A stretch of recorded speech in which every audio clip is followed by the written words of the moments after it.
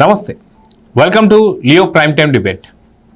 YS Vivekananda Reddy గారు 2019 March 15వ తారీఖున హత్యగా ఉంచబడ్డారు.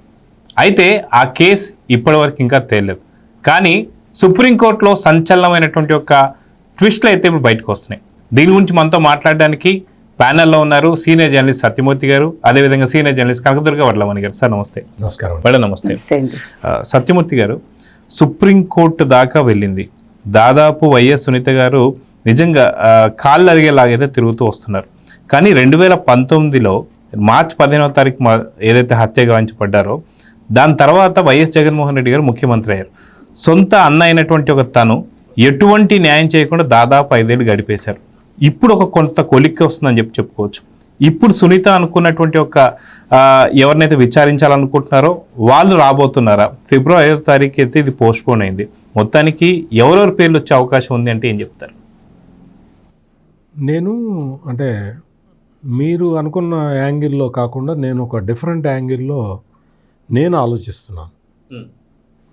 ఇది సిబిఐకి నిజమైన టెస్ట్, అగ్ని పరీక్ష. ఎందుకు అంటే సిబిఐ ఏం చెప్పింది? వైఎస్ వివేకానంద రెడ్డి మర్డర్ కేసులో విచారణ ముగిసింది అని చెప్పింది. విచారణ ముగిసినట్టు ఎట్లా చెప్తావు?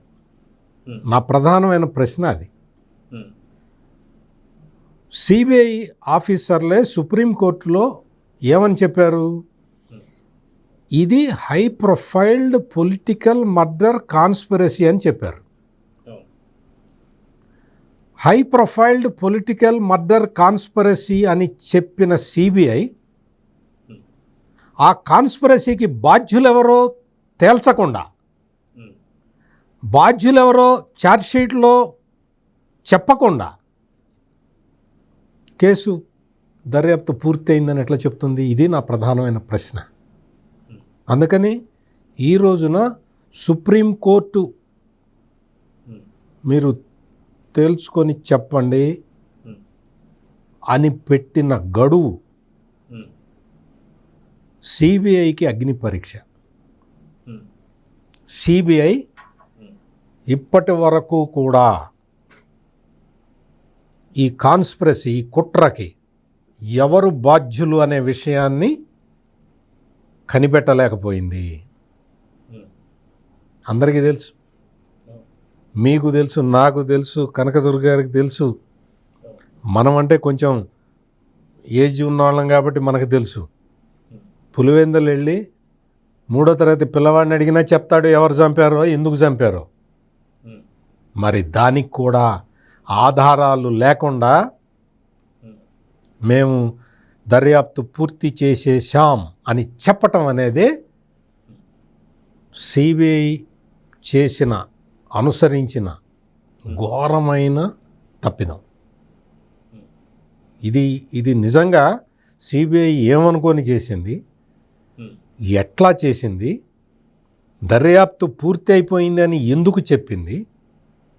దర్యాప్తు పూర్తి అయింది అని చెప్పావు కదా. నేను ఐఎమ్ ఆస్కింగ్ సిబిఐ, దర్యాప్తు పూర్తి అయింది అని చెప్పావు కదా. చంపిన వాళ్ళెవరో నీకు తెలుసు, అందరికీ తెలుసు. చంపించిన వాళ్ళెవరో కనిపెట్టావా? నీకు ఎవరో ఒక అకౌంట్లో అతని అకౌంట్లో డబ్బులు వేశారు అని చెప్పావు. దాన్ని ప్రూవ్ చేసావా? ఎవరు వేశారో? డబ్బులు వేసిన అతను ఎందుకు వేశాడో కనిపెట్టావా? చంపిన వాళ్ళకి డబ్బులు వేసిన వ్యక్తి ఎందుకు వేసా, వాట్ ఈజ్ హిస్ పర్పస్ అనేది తేల్చావా? కంక్లూజన్కి వచ్చావా? నాకైతే ఎక్కడా కూడా, నేను ప్రతి ఇన్సిడెంట్ దీనికి సంబంధించిన ఫాలోఅప్ అంతా చేస్తున్న నాకైతే ఎక్కడా కనపడలా. డబ్బులు వేశారు, ఎందుకు వేశారు, what is the conspiracy behind it అనేది తేల్చావా? దానికి ఆధారాలు తేల్చావా? ఆధారాలు సంపాదించి పెట్టావా? సిబిఐయే కదా చెప్పింది గూగుల్ టేక్అవుట్ తీసి మర్డర్ చేయటానికి వెళ్ళక ముందర ఆ నిందితులందరూ ఎక్కడ గుమికూడారు అనేది చెప్పింది నేను చెప్పలేదు, సిబిఐ చెప్పిందిగా.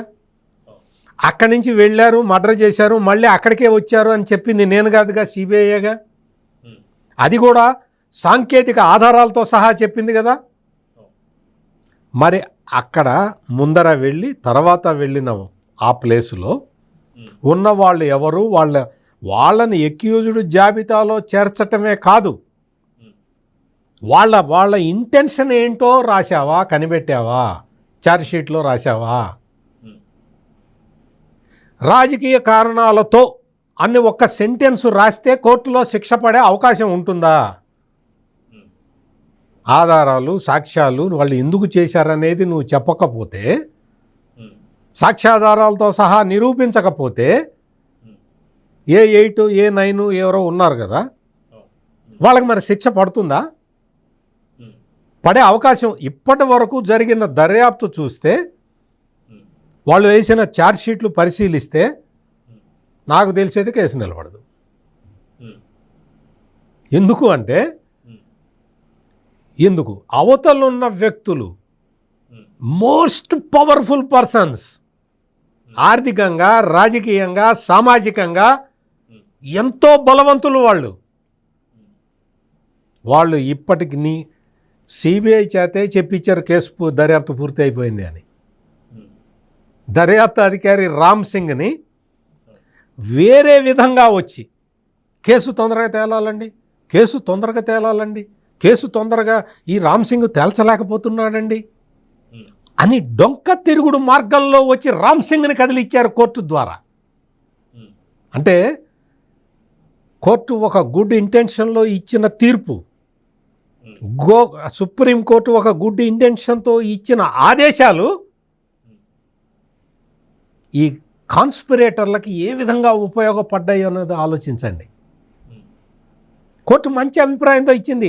ఎస్పీ కన్నా పెద్ద స్థాయి అధికారితోటి చేయిస్తే కేసు తొందరగా తేలుతుంది అన్న మంచి ఉద్దేశంతో సుప్రీంకోర్టు ఆదేశాలు ఇస్తే అది ఎవరికి ఉపయోగపడ్డది? రామ్ సింగ్ని కేసు నుంచి పక్కన పెట్టిన తర్వాత సిబిఐ సాధించిన పురోగతి ఏమిటి? దాని మీద చెప్పగలుగుతుందా సిబిఐ?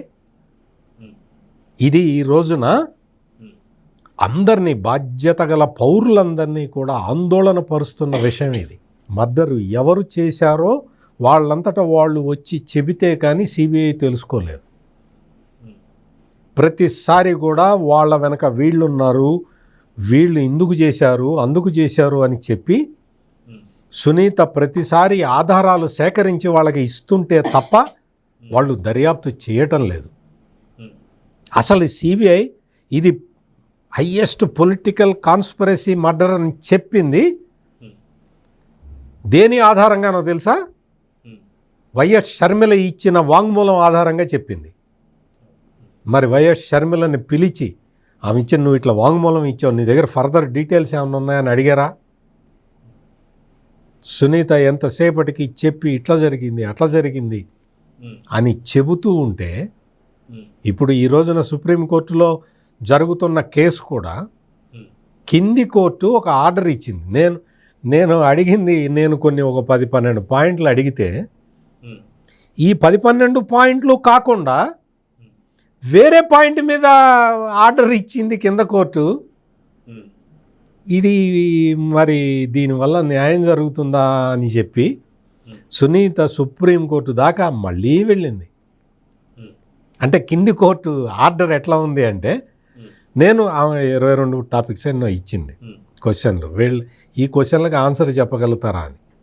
22 చెబితే 23ది ఆర్డర్ ఇచ్చింది, ఆర్డర్ పెట్టి ఇచ్చేశారు. ప్లస్ దర్యాప్తులో పరిమితులు విధించారు.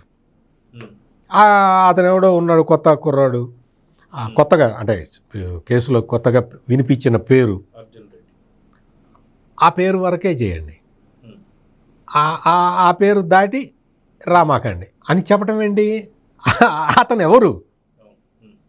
అతను ఎందుకు, అతనికి ఎందుకు చెప్పారు? మర్డర్ చేసిన వాళ్ళు, చేయించిన వాళ్ళు అతనికి ఎందుకు చెప్పారు?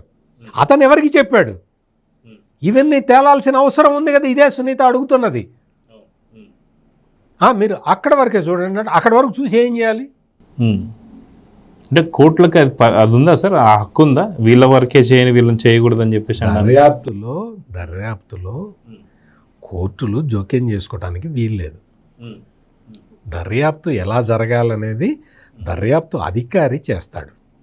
దర్యాప్తు అధికారి ఇచ్చిన దాంట్లో ఏమైనా తప్పులు ఉంటాయి. ఈ కేసు న్యాయస్థానం సూపర్విజన్లో జరుగుతున్నది. మామూలు కేసుల్లో అయితే న్యాయస్థానానికి ఇది ఉండదు. వాళ్ళు ఛార్జ్షీట్ ఫైల్ చేసిన తర్వాత జడ్జీలు ఎంటర్ అవుతారు, న్యాయమూర్తులు అంటే కోర్టు ఎంటర్ అవుతుంది. ఇక్కడ పరిస్థితి అది కాదు. కేసు దర్యాప్తు జరుగుతున్నదే కోర్టుల ఆధీనంలో. కోర్టు ఆధీనంలో కేసు దర్యాప్తు జరుగుతున్నప్పుడు కోర్టే ఈ జోలికి వెళ్ళొద్దు, ఇటువైపు చూడొద్దు, అటువైపే చూడండి అని చెప్పటంలో అది సహేతుకంగా లేదు అనేది సునీత వాదన. దాని మీదే ఇప్పుడు సుప్రీంకోర్టుకి వెళ్ళటం, సుప్రీంకోర్టు ధర్మాసనం సిబిఐని క్వశ్చన్ చేయటం, నువ్వేం చేయబోతున్నావో చెప్పు, ఎవరిని క్వశ్చన్ చేయబోతున్నావో చెప్పు అని చెప్పి అడగటం. సిబిఐ నాకు కొంత వారం రోజులు టైం కావాలంటే, వారం కాదు ఇంకెక్కువ తీసుకో అని చెప్పి ఫిబ్రవరి 5 వరకు వాయిదా వేయటం. ఇదంతా జరిగింది. ఇది మొత్తానికి సిబిఐకి అగ్ని పరీక్ష.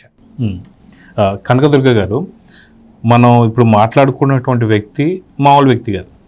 ఒక సీఎంకి తమ్ముడు కావచ్చు, మరో సీఎంకి బాబాయ్ కావచ్చు, ఇలా ఆయనకు సంబంధించి ఆయన రాజకీయంగా ఎన్నో పదవులు. చెప్తున్నది మర్డర్కి గురైన వ్యక్తి, చేయించిన వ్యక్తి గురించి మాట్లాడుతున్నారు. చేయించిన వ్యక్తి కూడా ఆయన చాలా పెద్ద వ్యక్తి.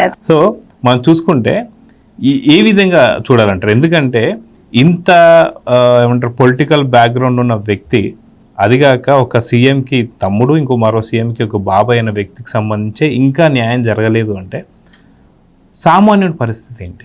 వాస్తవానికి ఇది ఎవరు చేయించారు, ఎందుకు చేయించారని ఇందాక సత్యమూర్తి గారు చెప్పినట్టు 3వ తరగతి పిల్లోనైనా సరే చెప్తారు. వాస్తవానికి అక్కడ జరిగిన తర్వాతనే రాజకీయంగా పెను మార్పులు కూడా వచ్చాయి. ఏదైతే మనం చూసాం, సునీత గారు కావచ్చు, షర్మిల గారు కావచ్చు, ఇదే అడిగారు, అదే జరిగింది అనుకోండి. కానీ ఇలాంటి పరిస్థితుల్లో కూడా సామాన్యమైన వ్యక్తి నిజంగా దీని మీద సరైనటువంటి తీర్పు రాకపోతే ఎలా ఆలోచిస్తాడంటే ఏం చెప్తారు? అదే మీరు అన్నట్టుగా అసలు ఇప్పుడు ఇంత ఒక సీఎంగా పనిచేసిన అతనికి తమ్ముడు, ఒక సీఎంగా పనిచేసిన అతనికి బాబయ్య, అతను ఈ బాబయ్య చచ్చిపోయాక సీఎం అయ్యాడు, అతను నా కొడుకు అయ్యాక 5 ఏళ్ళు గడిపేసి మీరు చెప్పినట్టుగా మళ్ళా ఎక్కడ తమ్ముడిని అరెస్ట్ చేస్తారో అని సిబిఐని వెనక్కి పంపించేసి, అంటే ఇక్కడ సిబిఐ చేతకానితనం మీకు పూర్తిగా కనిపిస్తుంది.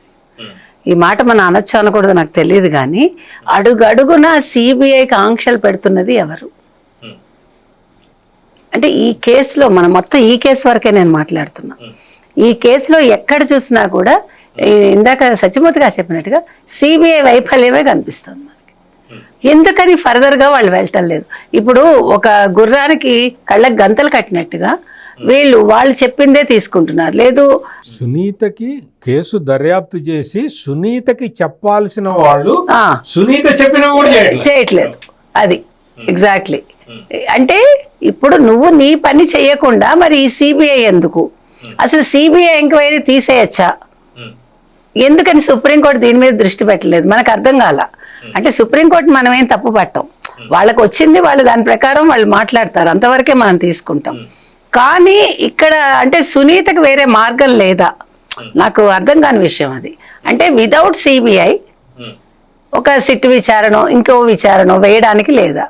ఎందుకంటే సిబిఐ అడుగడుగునా ఎక్కడా కూడా తన పనితీరు కనపరచలేదు. అసలు ఇది జరిగింది, ఇలా జరిగి ఉండాల్సింది, ఇలా జరిగింది ఏంటి అని ఎక్కడా కూడా ఏ రోజు ఒక క్వశ్చన్ మార్క్ అనేది మనం వినలేదు. అసలు ఒక ఎంక్వైరీ చేసాము, ఇగో ఈ కేసు ఈ దశకు వచ్చింది, ఇందులో ఈ అనుమానాలు ఉన్నాయి మాకు, ఇది వాళ్ళ మీద అనుమానం ఉంది, వీళ్ళ మీద అనుమానం ఉంది, అసలు అట్లా ఎట్లా జరిగింది? ఫస్ట్ ఇందాక మీరు అన్నట్టుగా భారతీ రెడ్డిని విచారించాలా, జగన్మోహన్ రెడ్డిని విచారించాలా, అవినాష్ రెడ్డిని విచారించాలా? వాళ్ళు ఎందుకు ఆలోచించలేదు? వాళ్ళు అసలు ఎందుకు ఆ ప్రస్తావన తేలేదు? ఫస్ట్ ఎవరు అసలు అజయ్ కలాంకి ఎవరు చెప్పారు? అజయ్ కలాం ఎవరికి చెప్పారు? భారతీ రెడ్డి వచ్చి మీటింగ్లో ఎందుకు చెప్పింది? అసలు ఏం జరిగింది? ఎందుకు అతను కారులో వచ్చాడు జగన్మోహన్ రెడ్డి? బై రోడ్ ఎందుకు వచ్చాడు? 1 కిలోమీటర్ దూరానికి హెలికాప్టర్లో వెళ్ళే వ్యక్తి, ఇవన్నీ సిబిఐ ఎంక్వైరీ చేయాలిగా. అసలు మీ మోటో ఏంటి? మీరు దీని వెనకాల ఏం ఆలోచించారు? ఎందుకు ఇంత డిలే చేశారు? అక్కడ ఆ 6 చనిపోతే అనుమానాస్పదంగా ఈ 6 ఎందుకు చనిపోయారు అని ఎందుకు ప్రశ్నించలేదు సిబిఐ? ఒక డాక్టర్, చిన్న వయసులో ఉండే డాక్టర్ చచ్చిపోతే దాని మీద ఒక విచారణ లేదేంటి? ఉండాలి కదా. అంటే ఎవరైతే కుట్లు వేశారో ఆ వ్యక్తి చనిపోయాడు, ఆ వ్యక్తే చెప్పాడు ఇది హత్యలా కనిపిస్తోంది అని. ఆ రోజు బయటకు వచ్చిన న్యూస్ అది. అతనే కుట్లు వేశాడు. ఈ అవినాష్ రెడ్డి అనే వ్యక్తి దగ్గరుండి ఆ బ్లడ్ అంతా తుడిపించాడు. ఈ తుడిచిన వ్యక్తి దాని గురించి మాట్లాడలేదు, తుడిపించిన వ్యక్తి మాట్లాడలేదు. వీళ్ళెవరిని సిబిఐ ఎంక్వైరీ చేయలేదు. అంటే ఇందాక వారు చెప్పినట్టుగా ఒక పొలిటికల్ కాన్స్పైరసీ అయినప్పుడు, మీరు ఇవన్నీ చెయ్యనప్పుడు, ఒక సాధారణ మనిషి చనిపోతే వెంటనే మీరు తీర్పులు ఎలా ఇచ్చేస్తారు? ఫలానా వాడు చేశాడు, ఫలానా వాడికి ఉరిశిక్ష, లేకపోతే ఫలానా వాడికి 10 ఏళ్ళ శిక్ష, లేకపోతే ఫలానా వాడికి 7 ఏళ్ళ శిక్ష. ఎట్లా జరుగుతున్నాయి అవి? ఇప్పుడు ఇవాళ ఒక హత్య జరిగితే 1 వారంలో దాన్ని ఛేదించేస్తున్నారు మీరు, లేదు 2 రోజుల్లో ఛేదిస్తున్నారు మీరు, లేదు 1 రోజులో ఛేదిస్తున్నారు మీరు. అంటే అంత అడ్వాన్స్డ్గా ఉంది పోలీస్ వ్యవస్థ అనేది. మరి ఇంత అడ్వాన్స్డ్గా ఉన్న పోలీస్ వ్యవస్థ ఆంధ్రప్రదేశ్లో ఎందుకు పని చేయట్లేదు? ఈ ఒక్క కేసులో నేను మాట్లాడుతున్నది. ఇప్పుడు ఆ రోజు ఎవడైనా సోషల్ మీడియాలో ఒక పోస్ట్ బై ఛాన్స్ ఎవరో పెట్టింది పోస్ట్ చేస్తేనే రంగనాయకమ్మ అనే మహిళ ఇప్పటికీ పోరాటం చేస్తోంది. ఆవిడ ఆల్మోస్ట్ 5 ఏళ్ళు పోరాటం చేసి తను అసలు వ్యాపారం వదిలేసుకున్న ఆవిడ ఆ రాష్ట్రం వదిలి వెళ్ళిపోయింది. ఆవిడ నేను ఉండలేనని. అంటే ఒక చిన్న ఎగ్జాంపుల్ నేను చెప్పేది. ఇలాగే ఏదైనా పోస్ట్ పెడితే వాళ్ళకి మీరు 41A నోటీసులు ఇచ్చి వాళ్ళని ఒక చెత్త బండిలో తీసుకెళ్ళి మొత్తం ఎక్కడెక్కడో తిప్పి తీసుకొచ్చి ఎక్కడో వదిలేసి వాళ్ళని అనాథలుగా, ఇవన్నీ కూడా 2019, 24 మధ్యలో విషయాలు నేను మాట్లాడుతున్నాం. మీరు 2024 నుంచి ఇంతవరకు ఇలాంటి కేసులు ఏమైనా విన్నారా? సో ఇప్పుడు నేను అనేది మిథున్ రెడ్డి నాకేం సంబంధం లేదు అన్నాడు కదా, నేను ఒక ఎంపీని, నేను ఎందుకు ఇన్వాల్వ్ అవుతాను ఇవన్నీ చెప్పాడు. ఇప్పుడు ఈడీ ఏం చెప్పింది? మీరు 23కి రండి అని చెప్పింది. అంటే నేను అనేది ఇక్కడ ఇంత ఫాస్ట్గా జరుగుతోంది. అంటే సిట్టు ప్రతిదీ కూడా ఎవిడెన్స్లతో మాట్లాడుతోంది.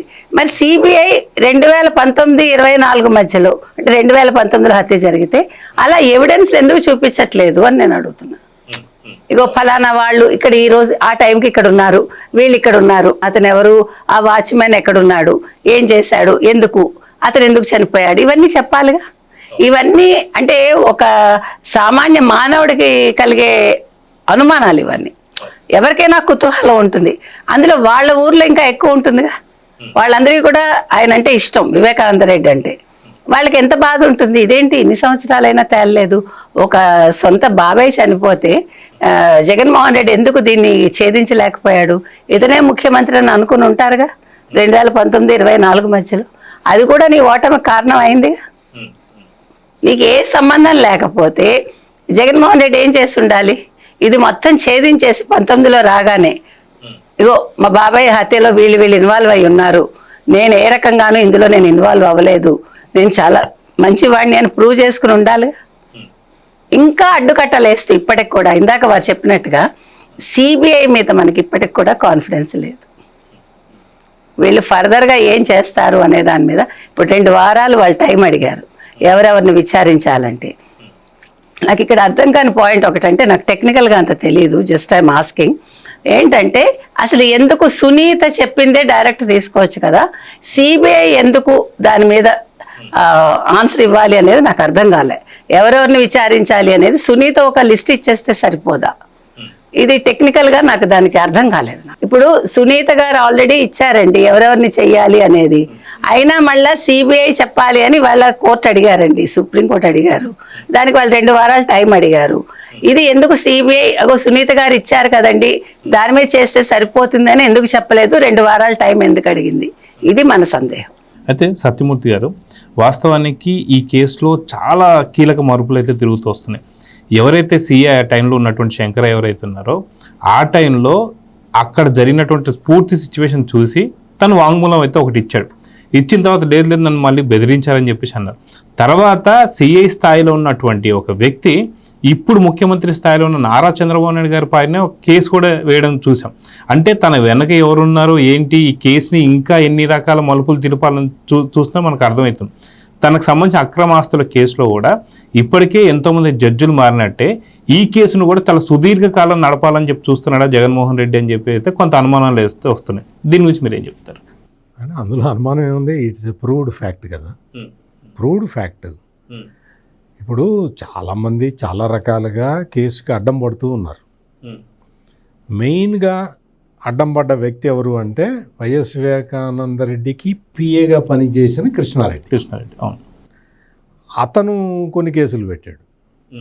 అతని కేసులు పోలీసులు డైరెక్ట్గా తీసుకోకపోతే కోర్టు ద్వారా వెళ్ళి కేసులు పెట్టించాడు.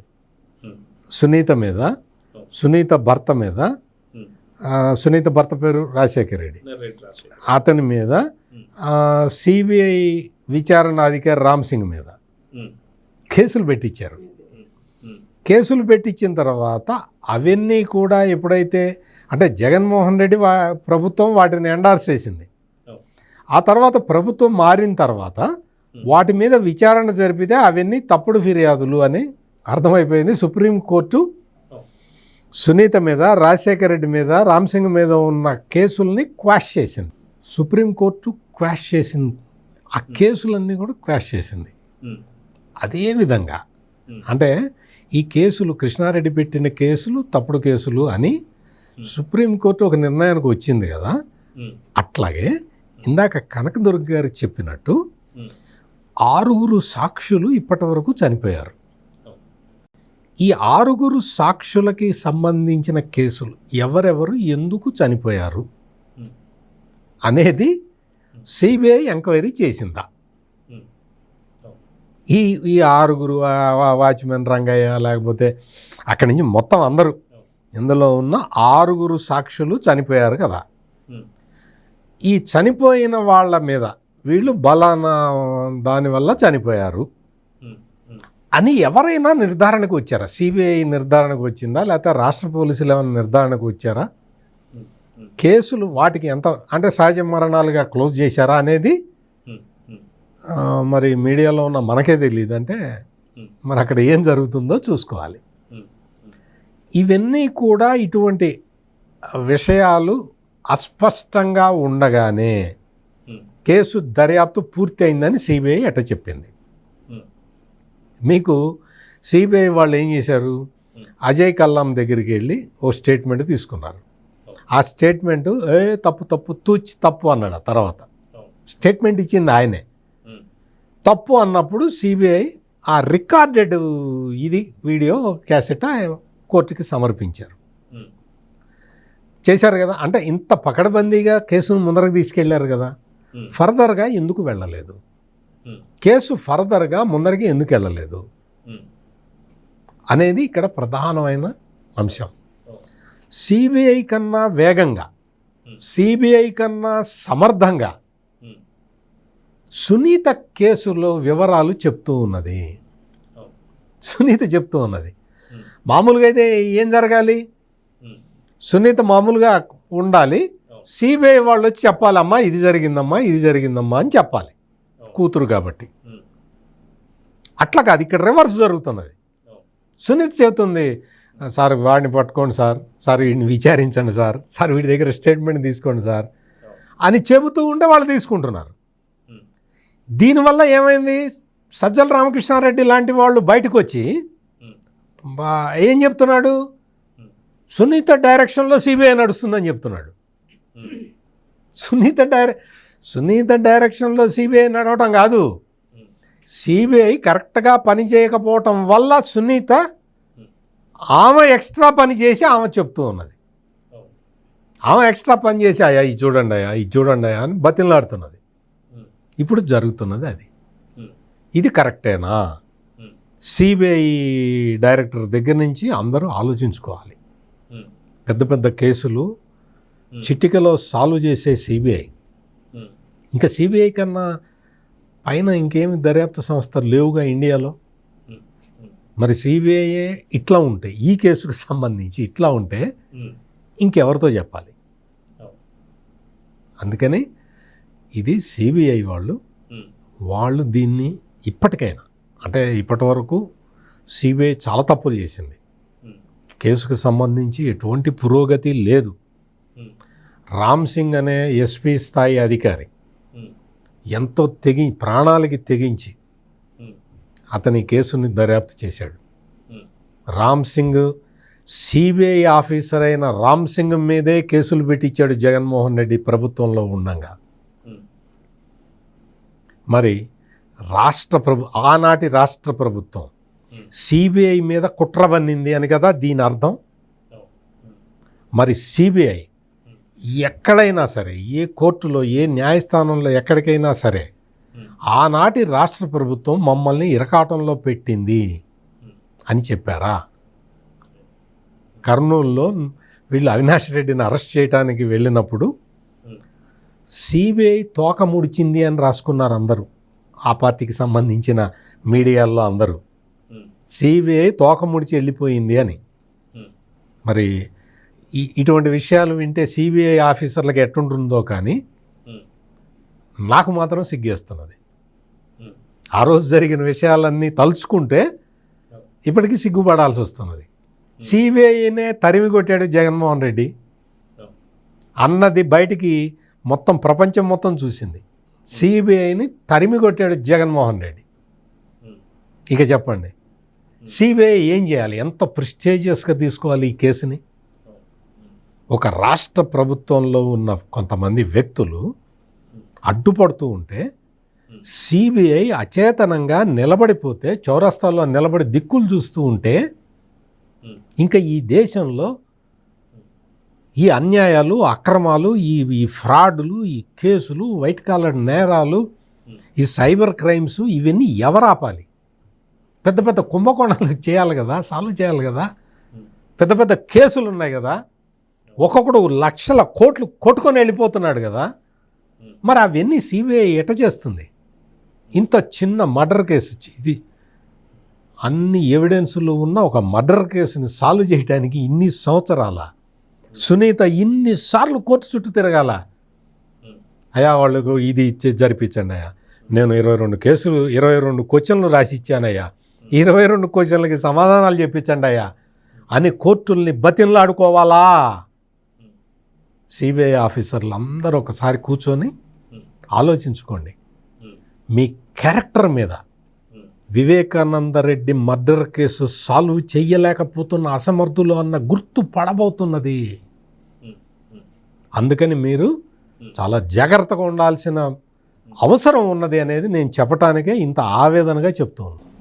అయితే కనకదుర్గ గారు, వాస్తవానికి ఫిబ్రవరి 5వ తారీఖు లోపల ఎవరోని విచారించాలో చెప్తే వాళ్ళని విచారిస్తాము, ఒకవేళ వాళ్ళు బెయిల్ మీద ఉంటే బెయిల్ రద్దు చేసేసి వాళ్ళని విచారిస్తామని చెప్పేసి అన్నారు. నాకు తెలిసినటువంటి ఒక దానిపైన నాకు వచ్చినటువంటి అనుమానం ఏంటంటే, ఇది రాత్రి 3 గంటల దాకే విచారణ జరిగిన తర్వాత అయిపోయిందని చెప్పేసి అంటున్నారు.